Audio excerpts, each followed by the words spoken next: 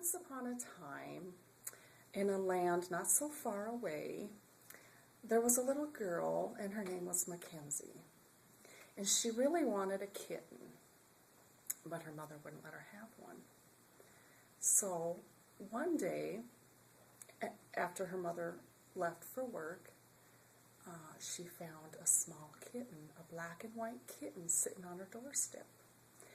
She was so excited, she grabbed it and brought the kitten inside and was loving it and feeding it and just as happy as could be.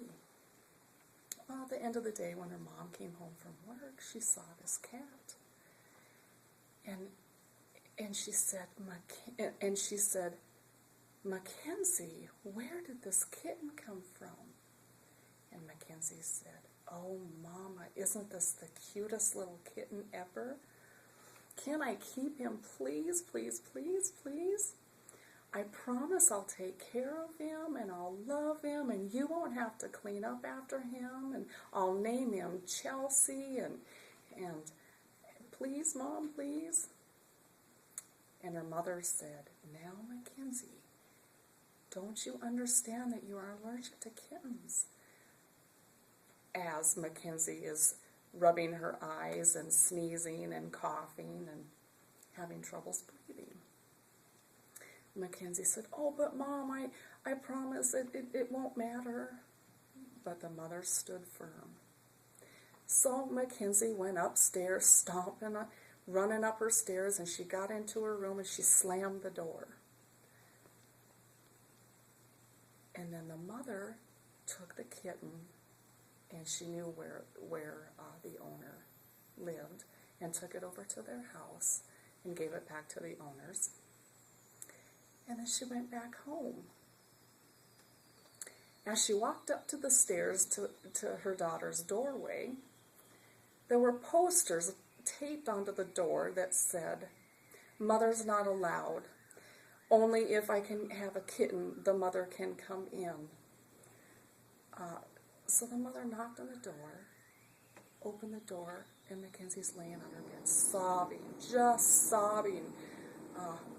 She had her heart ripped out. And the mother says to her daughter, "Oh, honey, it's just not going to matter. The kitten will have a safe home. It's going to be okay. I know how bad you want this kitten, but it just can't happen." And so Mackenzie was still angry and upset and mad, and the mother decided to leave. She walked downstairs and continued to start cooking supper. And she could hear some banging upstairs in the bedroom. And so pretty soon the bedroom door opens, and Mackenzie walks downstairs, pulling her suitcase. And she says to her mother, "I am running away, so don't even bother to try and come find me." And the mother looks at her and says, "Oh, well, okay. Do you have something for supper? Do you have some food for supper?" And Mackenzie turns and she looks at her mother and scowls and crosses her arms and says, "No." So the mother goes to the pantry and grabs a can of SpaghettiOs, and sticks a couple of cans, gives them to her and puts them in her suitcase and says, you might want that for supper. You might get hungry." Mackenzie says, "Okay, now I need a spoon." Oh, so the mother goes and gets her a spoon.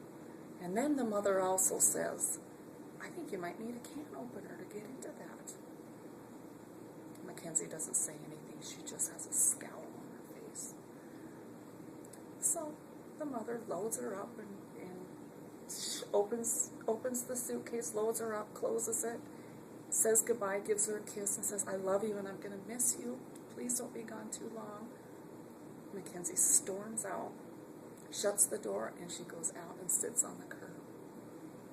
And then pretty soon, the mother walks outside and goes up to her and gives her a hug and says, "Oh, please don't run away. I would just miss you so much." And Mackenzie smiles and gives her mom a hug. And then pretty soon, the kitten story is not even an issue.